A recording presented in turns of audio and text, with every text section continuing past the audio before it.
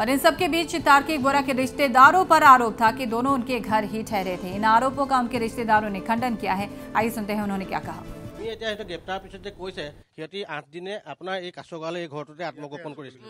সেইটো একদম অসত্য কথা কৈছে তেওঁ, কাৰণ আমি মিছা কথা যদি কৈছো বুলি ভাবিছা তোমালোকে, গোটেই গাঁৱৰ মানুহে সুধিছোৱা তোমালোকে আমি সঁচা কৈছো নে মিছা কৈছো, তেতিয়াতো তেওঁলোকে ক'ব। কোনো মানুহ পলাই থাকিলেতো গাঁৱৰ মানুহক দেখিবই না, ওলাওতে সোমাওতেতো দেখিবই।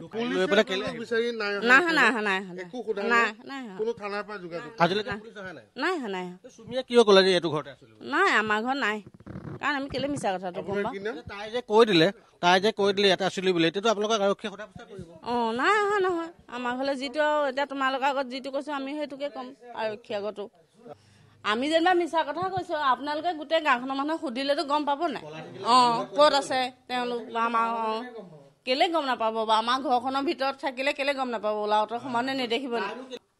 যিটো সত্য সেইটোহে। জেঠাইকৰ বয়েক হওঁ, বয়েক। মামা হয় মোৰ তাৰ দেউতাকৰ ঘৰ।